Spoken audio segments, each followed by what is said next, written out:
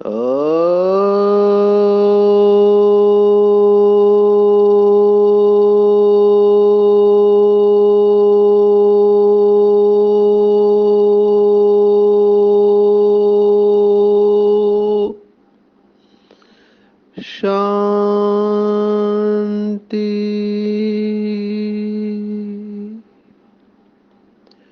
आज 10 अक्टूबर 2022 भारत में सोमवार है। Today is 10th October 2022 and it's Monday in Bharat. आज की मुरली का जादुई रहस्य स्वयं को प्रेरणा देने के लिए magical secrets of today's Murli for motivating the self. कल की अव्यक्त मुरली पर बहुत अच्छे अच्छे अनुभव बाबा के बच्चों ने शेयर किए।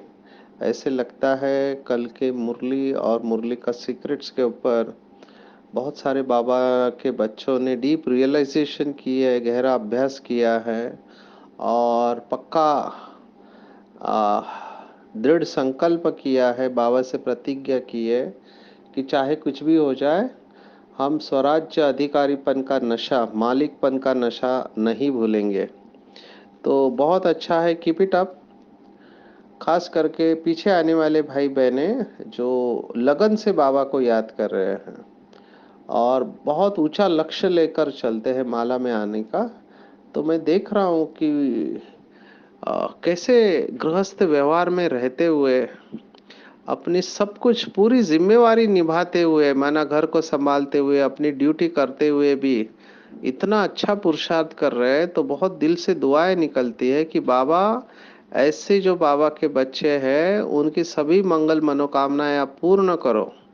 हिम्मत रखी है, माया को पूरी तरह से जीतेंगे, माया जीत, प्रकृति जीत और कर्मेंद्रिय जीत बनकर ही रहेंगे। तो उन्होंने बहुत अच्छे अच्छे अनुभव शेयर किए। समय मिला तो हम आपको कुछ कुछ एक अनुभव आपके साथ शेयर करेंगे। आज की मुरली पढ़कर ऐसे लगा कि ज्ञान के सागर कैसे शब्दों के साथ खेलता है। कितने सुंदर सुंदर शब्द बाबा को कहाँ से मिलते हैं। बाबा की डिक्शनरी अलग है। बाबा नए नए शब्दों को तैयार करता है और कैसे अपने बच्चों के दिमाग के अंदर बाबा ज्ञान की बातें बिठाता है। मुझे आज बाबा का नया शब्द, अंग्रेजी में हम कहते हैं नियोलॉगिज्म, माना नया शब्द इन्वेंट करना। अभी नया तो नहीं कहेंगे लेकिन मुरली में बहुत कम आता है ये। तो बाबा ने आज कहा कि नापाक स्थान को पाक स्थान बनाना। पाक माना पवित्र और नापाक माना अपवित्र या पतित। तो जो पतित भारत हुआ है उसको पावन बनाने की सेवा पर रहना है। तो बाबा ने शब्द इस्तेमाल किया नापाक और पाक, और उसके साथ में बाबा ने कहा विघ्नों को मिटाना है। कुछ बाबा के बच्चे कहते हैं कि पहले लाइफ में इतने विघ्न नहीं थे, लेकिन जैसे बाबा के बच्चे बन गए विघ्न बढ़ते गए, कम होने का नाम नहीं ले रहे। और ऐसे विघ्न जब बहुत आते हैं लाइफ में तो कुछ बाबा के बच्चे दिल शिकस्त हो जाते हैं। दिल शिकस्त माना दिल से हार खा लेते हैं, निराश हो जाते हैं, नाराज हो जाते हैं, डिस्टर्ब हो जाते हैं। तो बाबा ने आज हिम्मत दिलाई कि बच्चे विघ्नों को मिटाना है और दिल शिकस्त नहीं होना है। अभी पहले तो ये थॉट जो आता है कि मेरे साथ ही ऐसा क्यों, मुझे ही ऐसे लोग क्यों मिलते हैं, या मेरे जीवन में इतने विघ्न क्यों, ये प्रश्न ही गलत है। अगर आप ऐसे सोचोगे तो डेफिनेटली दिल शिकस्त, निराश या परेशान हो जाएंगे। उसके बजाय दृष्टिकोण ऐसा रखना चाहिए कि बहुत अच्छा हुआ ये जो विघ्न आया, इस विघ्न से वजह से मेरी शक्तियां बढ़ रही है, ये विघ्न ही मुझे विघ्न विनाशक का टाइटल देने वाले हैं। जब इतनी सकारात्मक सोच रखेंगे, जैसे हम मैनेजमेंट में बताते हैं कि जो भी परिस्थिति आती है हमारे जीवन में, वो एक अवसर लेकर आती है। Every situation, adverse situation, the so called adverse situation comes with opportunity, माना अवसर लेकर आती है। हर डिफिकल्ट परिस्थिति एक अवसर लेकर आते हैं। तो अंग्रेजी में सबसे डिफिकल्ट परिस्थिति को क्राइसिस कहते हैं, क्राइसिस। तो क्राइसिस को चाइना में बोलते हैं डेंजरस अपॉर्चुनिटी। तो crisis is also an opportunity. माना सब कुछ आप हार चुके हो, धन समाप्त हो चुका है, तन भी साथ नहीं दे रहा है, रिश्तेदार भी साथ नहीं दे रहा है, तो ये क्राइसिस है। तो क्राइसिस भी आपके सामने एक सुअवसर लेकर आता है, पर वो डेंजरस सुअवसर होता है। बहुत सारे उदाहरण इसके ऊपर दिए जा सकते हैं कि कैसे क्राइसिस आपको एक सुअवसर प्रदान करता है। अभी मैं अपना व्यक्तिगत अनुभव सुनाऊं या बाहर वालों का सुनाऊं, कितने सारे बाबा के बच्चों के अनुभव है ऐसे समय पर। तो व्यक्तिगत अनुभव ये है कि हम कभी फेल नहीं हुए थे जीवन में, लेकिन लौकिक में एमबीबीएस की डिग्री लेने के लिए गए तो हमारा रिजल्ट आया कि फेल 2 सब्जेक्ट में, मेडिसिन एंड सर्जरी। अभी हमारे लिए क्राइसिस था, क्योंकि माँ बाप ने बहुत मेहनत से हमको पढ़ाया था, गरीबी में से, है ना, पैसे भरे थे, तो उनकी आश थी कि बेटा डॉक्टर बन जाए जल्दी, और मेरा ये रिजल्ट फेल आया 2 सब्जेक्ट में। तो क्राइसिस था मेरे लिए, क्योंकि इमेज बहुत अच्छा था, पढ़ाई में होशियार है और थे भी अच्छे सब्जेक्ट्स में, बहुत अच्छी पकड़ थी, लेकिन 2 सब्जेक्ट में फेल हुआ तो कुछ समझ में नहीं आ रहा था कैसे हुआ। पेपर तो अच्छे गए थे, तो फिर बाद में हमने यूनिवर्सिटी के लिए री अप्लाई किया, री चेकिंग के लिए, माना फिर से मेरा पेपर चेक किया जाए। अभी उसका भी रिजल्ट नहीं आ रहा है, 4-5 महीने हो गए, और दूसरी एग्ज़ाम आने के 15 दिन पहले मेरा रीवैल्यूएशन का रिजल्ट आता है और मुझे बताया जाता है सर सॉरी, आपका पेपर चेक नहीं किया था, आप अच्छे मार्क्स से पास हो गए हो, और मुझे वापस पास कर दिया गया। और ये मैं उस समय सोच रहा था कि अभी क्या करूं, मेरे जीवन के 6 महीने चले गए एक एग्जामिनर की गलती की वजह से। तो बहुत लोगों ने मुझे कहा कि आप केस करो। मैंने कहा इन सब में मैं नहीं जाऊंगा झमेले में, जो है वो अच्छा है, मैं ड्रामा को स्वीकार करता हूँ। तो मेरे साथ वाले बहुत आगे बढ़ गए थे, लेकिन मेरा निश्चय पक्का था कि मुझे बाबा की सेवा करनी है। एमडी तो करना था, लेकिन एमडी में ड्यूटी इतनी बिजी होती थी कि सोने को टाइम नहीं, खाने को टाइम नहीं मिलता था। और मैं सोचा कि अगर इसी में मेरा शरीर छूट गया तो मैं क्या कमाई करूँगा, इसलिए मैंने एमडी नहीं किया और बाबा की सेवा में आ गए।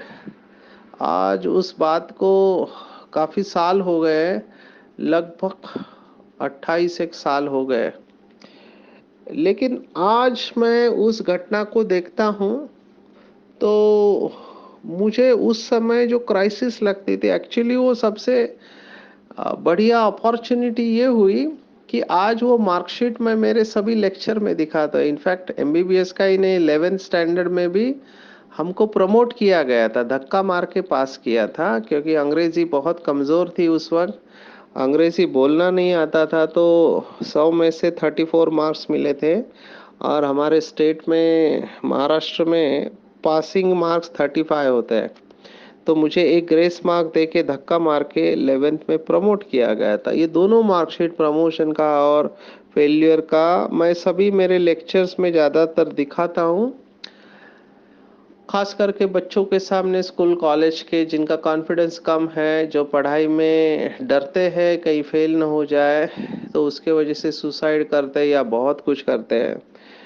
तो वो उस समय क्राइसिस था, लेकिन आज वो मोटिवेशन बन गया है बहुत लोगों के लिए, क्योंकि वो देखते हैं कि इस आत्मा में कोई कैपेसिटी नहीं थी। 50% भी मार्क्स नहीं थे, लेकिन 12th में 91% आए, एमबीबीएस में फेल होने के बाद भी पॉजिटिव रहे और रिवैल्यूएशन में पास हो गए। तो every crisis is an opportunity.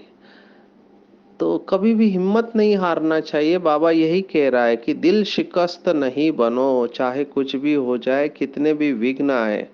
और जबकि हमको बाबा ने बताया कि विघ्न लास्ट तक आने वाले हैं, लास्ट तक विघ्न आएंगे, क्योंकि शास्त्रों में गायन ऐसे ही नहीं हुआ है।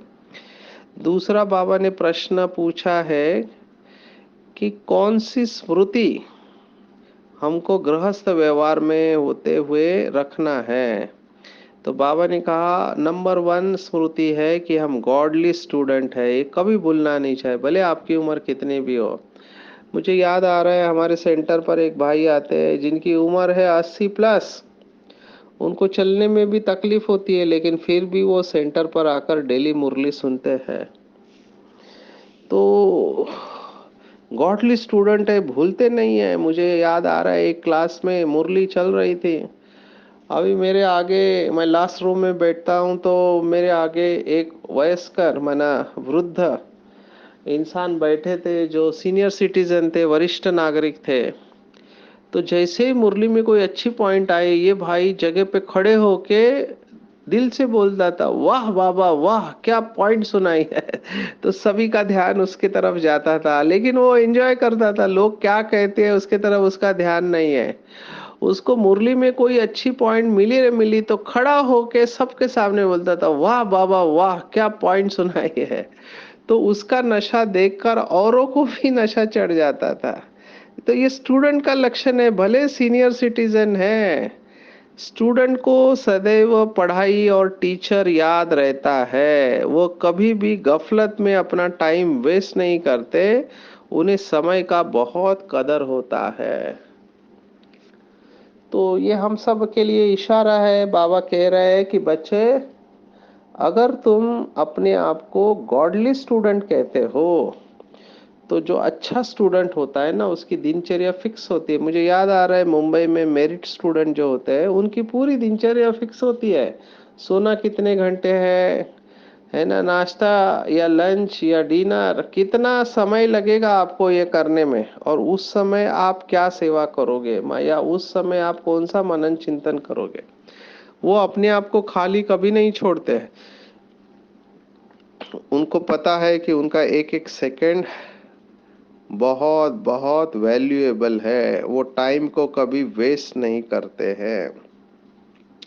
और दूसरा बाबा ने प्रश्न पूछा था कि सबसे बड़े से बड़ा अज्ञान कौन सा है मनुष्यों में।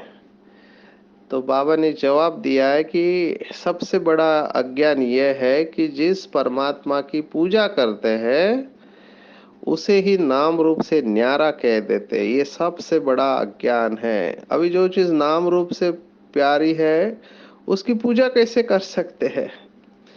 तो पुकारते हैं, मंदिर बनाकर पूछते हैं, तो जब भला वह नाम रूप से न्यारा कैसे हो सकता है। आप मंदिर बनाकर उसकी पूजा करते हो, तो वो नाम रूप से न्यारा कैसे हो सकता है। इवन बिंदी का भी रूप ही तो है ना। तो बिंदी का रूप है परमात्मा, ज्योति कण है, ज्योति बिंदु स्वरूप है। तो नाम रूप से न्यारा कहना गलत है, क्योंकि ऐसी कोई भी चीज संसार में नहीं है जो नाम रूप से न्यारी है। तो बाबा ने कहा कि मंदिर बनाकर पूछते हैं, तो मैं न्यारा कैसे हो सकता हूँ रूप से। तुम्हें सबको परमात्मा का सत्य परिचय देना है। तो पहले बाबा ने गलती बताई, उसके बाद गलती का सॉल्यूशन बताया। ऐसे बहुत बार ये पॉइंट आई हुई है, लेकिन इसको अंडरलाइन करेंगे आज की मुरली में। बाबा ने शुरुआत ही की है कि ईश्वरीय बचपन को भूलना नहीं है। बच्चा नेचुरली पवित्र होता है, लेकिन ज्ञान में तो उसकी चमक ही कुछ और होती है। लेकिन जो ऐसे ईश्वरीय बचपन को भूल जाते हैं, रावण की तरफ चले जाते हैं, तो बाबा ने कहा उनको बहुत बहुत पछताना पड़ेगा, उनकी गति अच्छी नहीं होगी। क्योंकि बाबा ने शब्द इस्तेमाल किया, ऐसे बच्चे जो बाबा का हाथ छोड़ देते हैं, बाबा ने उनको बहुत कड़ा शब्द इस्तेमाल किया, महान मूर्ख है वो, महान मूर्ख है, केवल साधारण मूर्ख नहीं है, महान मूर्ख है। बाबा का शब्द है महान मूर्ख। तो मीठे मीठे सिकिल दे बच्चे, माया बड़ी दुष्टर है, ऐसा न हो कहीं बेहद के बाप का हाथ छोड़ दे। और ये पॉसिबल है और हुआ भी है। बाबा मुरली में कह रहा है कि महारथी बच्चों ने बाबा का हाथ छोड़ा हुआ है, महारथी जिनको बाबा याद करते थे, जिनको ब्राह्मण परिवार सम्मान से देखता है, उन्होंने भी बाबा का हाथ छोड़ दिया। तो माया को अंडर एस्टिमेट नहीं करना है, माया बड़ी दुष्टर है।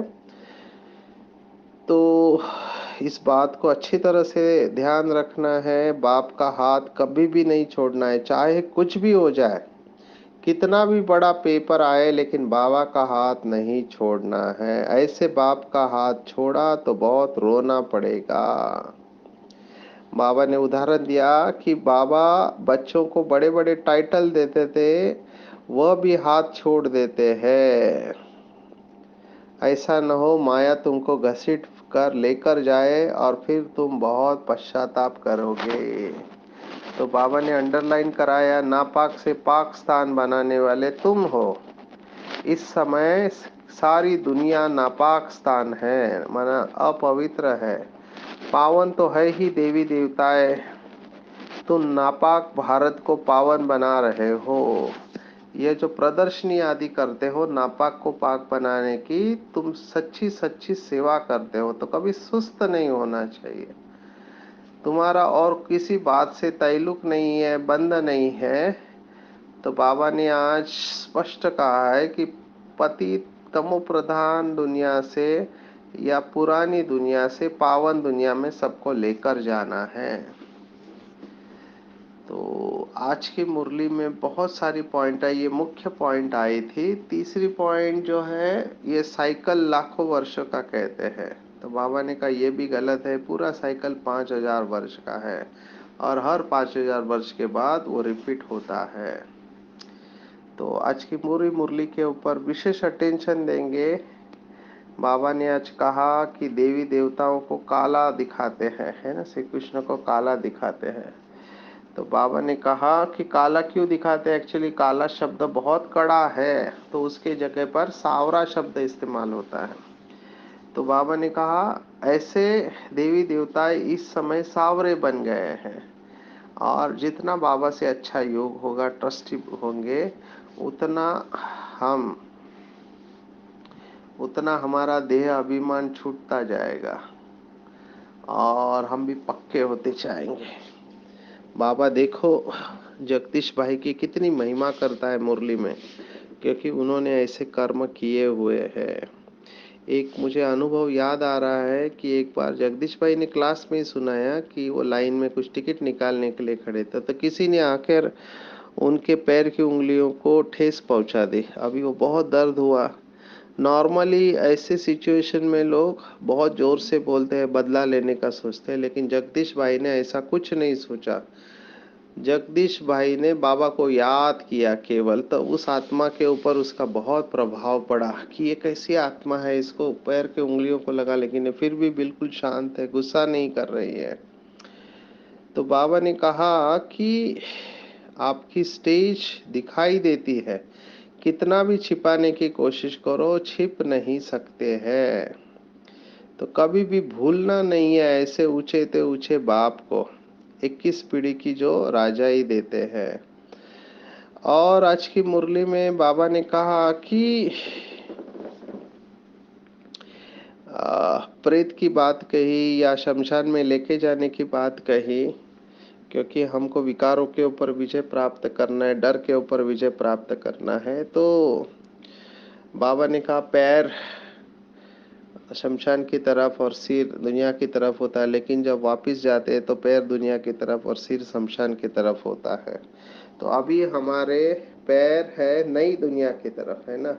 हम नई दुनिया की राजधानी के लिए तैयारी कर रहे हैं। और बाबा ने वार्निंग दिया है कि इस कलयुग में सुख हो ही नहीं सकता, यहाँ पर महान दुख है।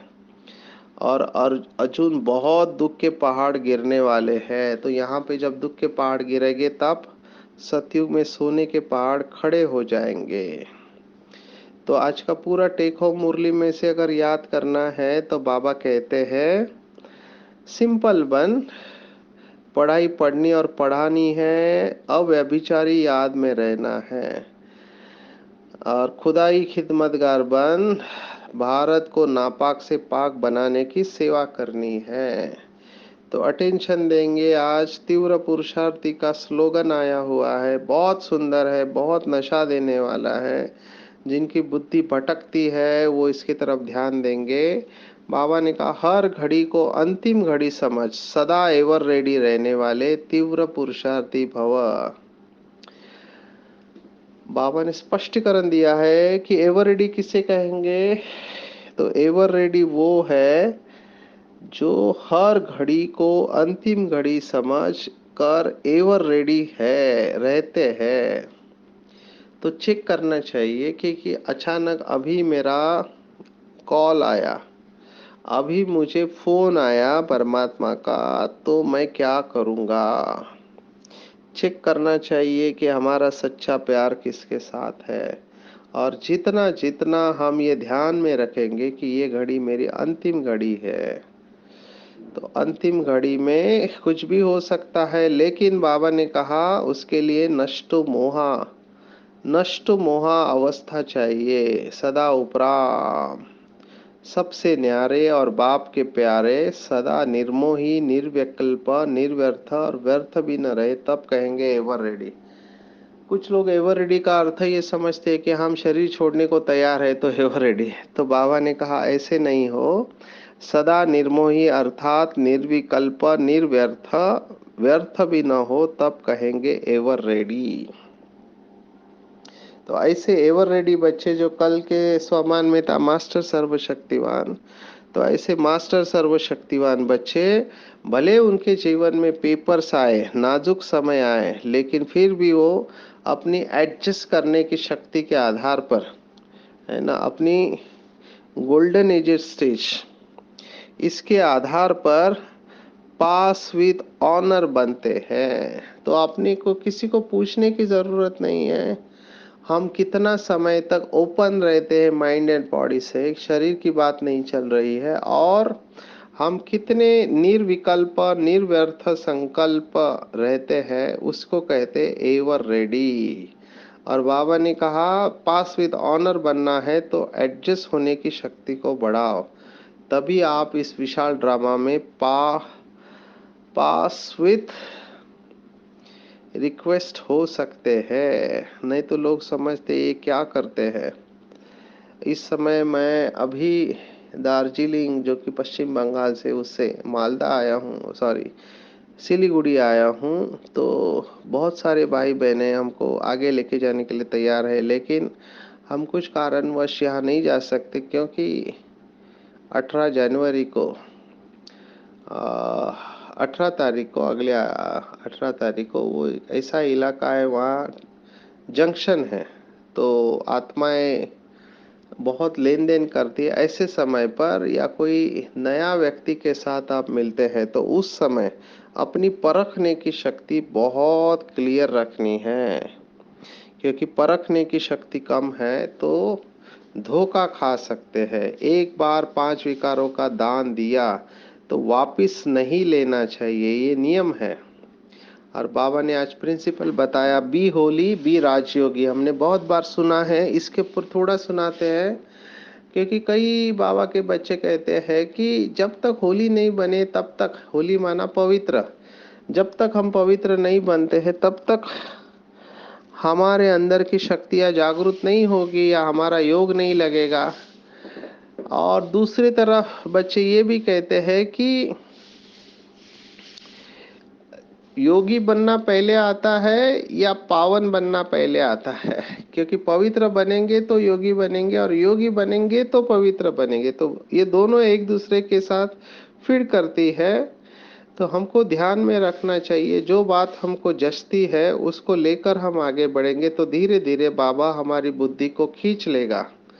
ये सिंपल पढ़ाई है, अल्फा और बे की है। ए बी सी डी में से ए और बी की पढ़ाई खुद भी पढ़नी है और औरों को भी पढ़ानी है। और अभी अभिचारी याद में रहना है और इस झूठ खंडों को बुद्धि से भूल जाना है। खुदाई खिदमतगार बनना है, भारत को नापाक से पाक बनाना है। तो पूरी मुरली को अगर देखा जाए तो बाबा यही कह रहा है कि चाहे कुछ भी हो जाए, ईश्वरीय सेवा पर रहना है, विघ्नों को हटाना है और दिल शिकस्त नहीं होना है, टाइम वेस्ट नहीं करना है। और ऐसे बाबा के बच्चे जो होते हैं उनको कहा जाता है तीव्र पुरुषार्थी। तीव्र पुरुषार्थी का बाबा ने जो डेफिनेशन दिया, व्याख्या है कि तीव्र पुरुषार्थी माना जो ये सोचते हैं कि हर घड़ी अंतिम घड़ी है, इसलिए मुझे हमेशा तैयार रहना चाहिए। हमेशा तैयार रहना चाहिए, क्योंकि अंतिम समय कब आएगा हमको नहीं पता। लोग बैठे बैठे शरीर छोड़ देते हैं। बाबा का बच्चा मुंबई में अकाउंट्स की सेवा करने वाला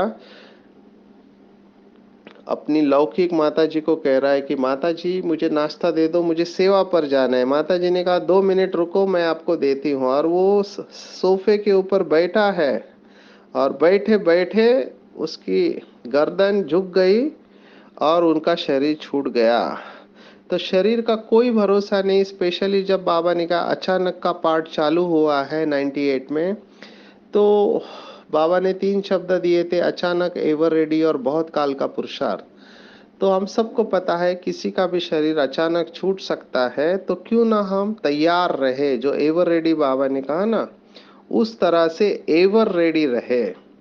और बाबा ने कहा जो तीव्र पुरुषार्थी होते हैं बाबा के बच्चे, तीव्र पुरुषार्थी माना नंबर लेने वाले, माला के मन के, वो हमेशा ये सोचकर चलते हैं कि हर घड़ी मेरी अंतिम घड़ी है, हर घड़ी अंतिम घड़ी है।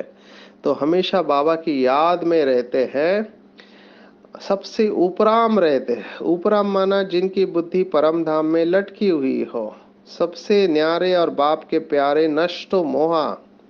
ऐसे बाबा के बच्चे नष्टो मोहा रहते हैं, सदा निर्मोही, निर्विकल्प, निर्व्यर्थ। व्यर्थ भी ना हो तब कहेंगे एवर रेडी आत्मा। तो चेक करना चाहिए, अपने आप से बात करना चाहिए, क्या मैं एवर रेडी आत्मा हूँ? अगर नहीं है तो बनना है, अगर एवर रेडी है तो बहुत अच्छा है। तो हमेशा फास्ट पुरुषार्थ करने वाला व्यक्ति, लौकिक में भी कहते हैं कि शरीर का कोई भरोसा नहीं है, जितना हो सके दान पुण्य करना चाहिए। तो बाबा यहाँ पर हमको कह रहा है जितना हो सके श्रेष्ठ कर्म करने हैं। और बाबा ने कहा कौन से बच्चे पास विद ऑनर नहीं हो पाते हैं?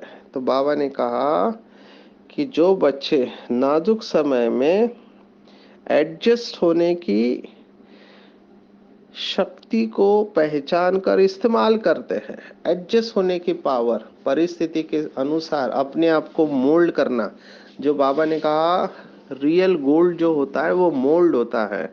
तो परिस्थिति के अनुसार स्वयं को जो एडजस्ट करते हैं वो फाइनल परीक्षा में पास विद ऑनर होते हैं। तो फिर से अपनी स्मृति को पक्का करेंगे कि मैंने कल्प कल्प शिव बाबा की श्रीमत पर चलकर इस नापाक दुनिया को पाक बनाया है। और मैं हमेशा गॉडली स्टूडेंट बन करके टीचर को याद करता हूँ, अपना टाइम वेस्ट नहीं करता हूँ, क्योंकि time is money, wasting time is wasting one's life. और भगवान नाम रूप से न्यारा नहीं है, नाम रूप से न्यारा है, नाम रूप से न्यारा है। ये जो भक्ति मार्ग में कहते हैं उसको कैसे सिद्ध करना है वो बाबा ने आज बताया है कि सबसे बड़े ते बड़ा अज्ञान कैसे नाम रूप से न्यारा कह देते। तो पूजा किसकी करते ये पूछ लेना चाहिए। तो पूरी मुरली में ईश्वरीय बचपन है, माया बड़ी दुष्पर है, दुष्तर है, पाक स्थान और नापाक स्थान। बाबा ने कहा लाखों वर्ष कह देते हैं, जबकि लाखों वर्ष का ये ड्रामा ही नहीं है। 5,000 साल का ड्रामा 5,000 साल में पूर्ण हो जाता है। 1250 और 1250 आप ये देख सकते हैं। पुराने म्यूजियम में अगर कहीं गए तो आपको इसके बहुत सारी ऐसे बातें मिलेगी। तो ये सब पॉइंट्स जो बाबा मुरली में सुनाता है वो बुद्धि में धारण करना है, और जितनी ये बातें बुद्धि में धारण होंगे उतना हम उपराम होंगे, बुद्धि हमारी निर्वाण धाम में स्थित होती जाएंगे और हम संपूर्णता की तरफ आगे बढ़ते जाएंगे। ऐसे तीव्र पुरुषार्थी बच्चे बनकर हमको आगे बढ़ना है। अच्छा, ओम शांति।